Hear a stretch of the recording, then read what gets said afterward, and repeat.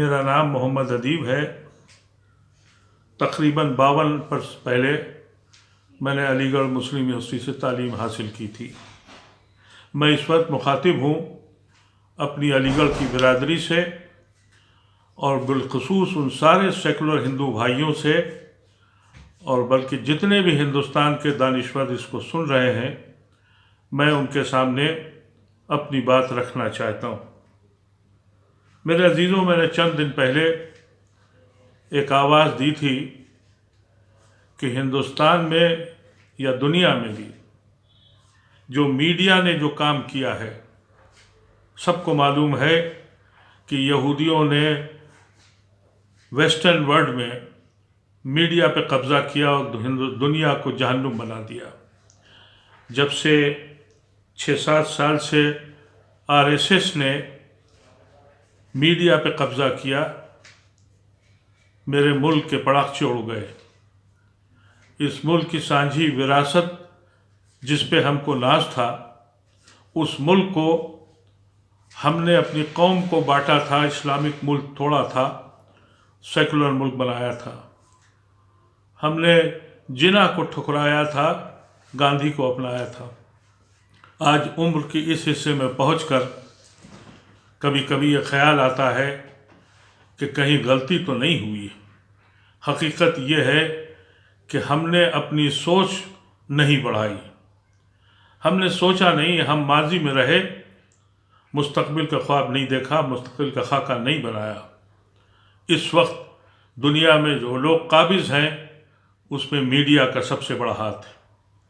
Media का मतलब हम लोग जानते थे, कलमकार होता है, सहाफ़ी होता है। वो अगर बिक जाए तो ज़मीन पर एक बोझ है, लेकिन अगर वो महफूज रहे तो हवाओं के रुख बदलता है।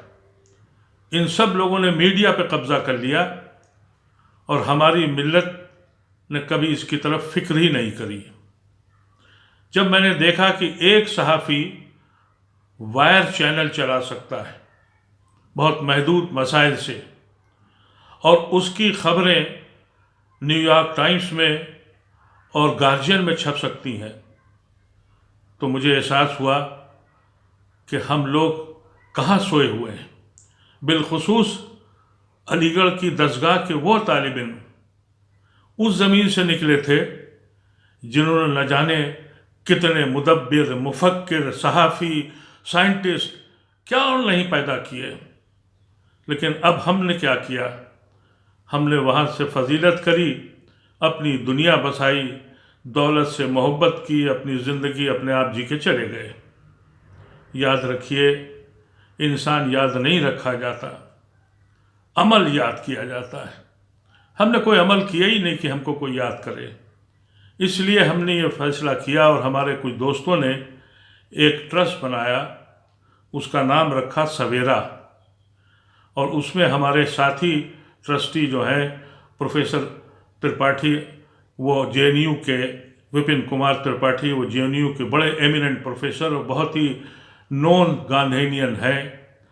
हम लोगों ने कहा कि जब तक कि हमारा अपना मीडिया नहीं होगा, हम इनसे लड़ नहीं पाएंगे। मेरे अपने मीडिया का मतलब ये न कहिए कि ये मुस्लिम मीडिया होगा, बल्कि ये मुस्लिम फाइनेंस, मुस्लिम का बनाया हुआ मीडिया होगा जिसको सेकुलर हिंदू चलाएगा। इसके लिए हमने एक खाका तैयार किया कि अगर हम सिर्फ और सिर्फ 10,000 मेंबर को भी अगर ये तैयार कर लें कि तुम 100 रुपये महीने दोगे, तो इसका मतलब हमें 10 लाख रुपए महीना हमारी आमदनी थी। इस पे हमारा ये ख्याल हुआ कि हम 4-5 बच्चों को कंप्यूटर पे बिठाल कर, और वो जो दिन भर ये झूठ बोलती है हुकूमत और मीडिया, इसकी सदाकत मालूम करे। रात को हम 1 घंटे के प्रोग्राम में हिंदुस्तान के जो प्रोमिनेंट एंकर्स हैं, सेकुलर हिंदू एंकर्स हैं या मुसलमान एंकर्स हैं, वो उसको बयान करें, वो खबर जो टेलीविज़न पर नहीं दिखाई जाती है, और वो खबर जिससे कि ये नफ़रतें फैलाते हैं, उसकी तरदीद की जा सके।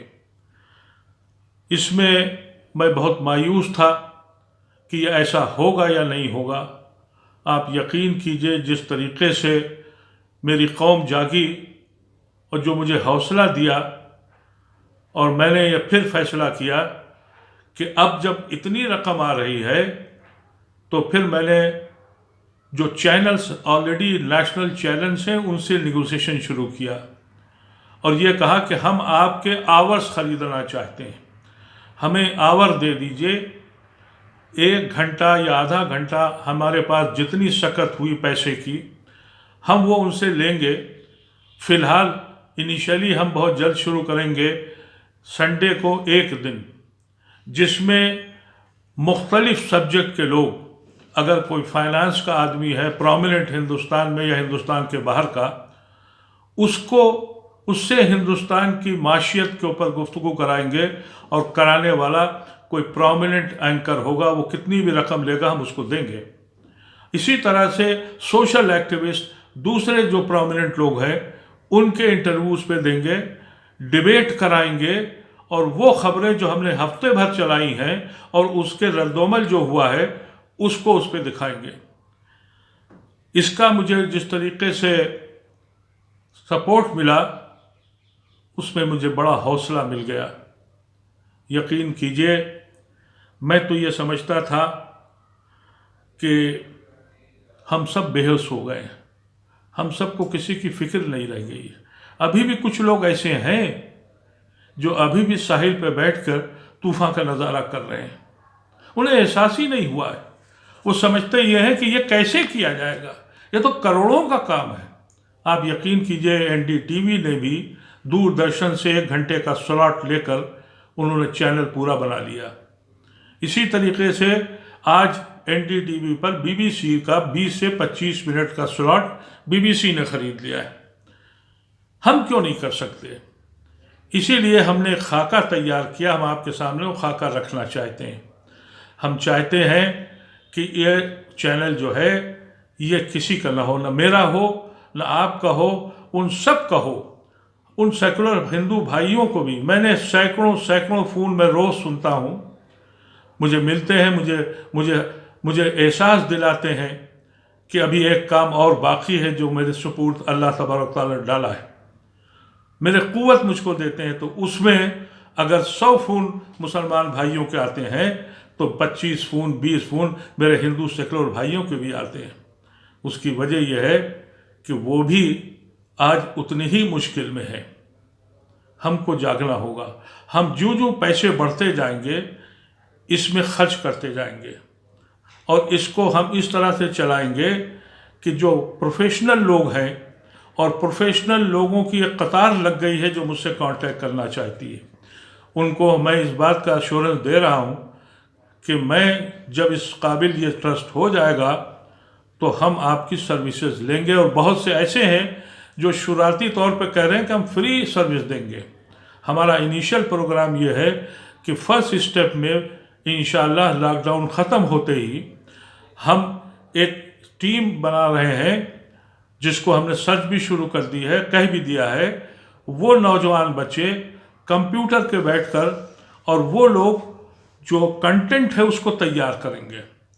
वो कंटेंट तैयार होगा और फिर वो तैयार हो जाएगा जो हम रात को डिस्प्ले करेंगे। यहाँ तक कि मेरे कुछ अजीज़ दोस्त जो दुनिया में मुख्तलिफ जगहों पर जर्नलिज्म में बड़ा नाम पैदा कर चुके हैं, मुझे हैरत हुई, उन्होंने भी मुझको कांटेक्ट किया और उन्होंने कहा कि इसकी सख्त ज़रूरत है। अब हमारा सिर्फ इतना सा काम है। मुझसे बहुत से लोग कह रहे हैं अकाउंट नंबर दे दो। मैं अकाउंट नंबर इसलिए नहीं दे रहा हूँ मेरे अजीज़ों कि फ़र्ज़ कीजिए आपकी रकम मेरे पास आ गई और मैं उसको पूरा नहीं कर पाया, तो ये चंदे की रकम लेकर मैं मरना नहीं चाहता। इसीलिए मैं हर एंगल पर इस महदूद ज़राए में और लॉकडाउन के पीरियड में मैं हर तरह चाहता हूं कि सारे कॉर्नर्स जुड़ जाएं। जिस दिन हमको ये एहसास हो गया उस दिन हम आपको अपना नंबर, उस ट्रस्ट का नंबर डाल देंगे। ये ट्रस्ट ओपन है, सबका है, जो जब चाहे अकाउंट्स को चेक करे और जब चाहे वो सवाल भी कर सकता है।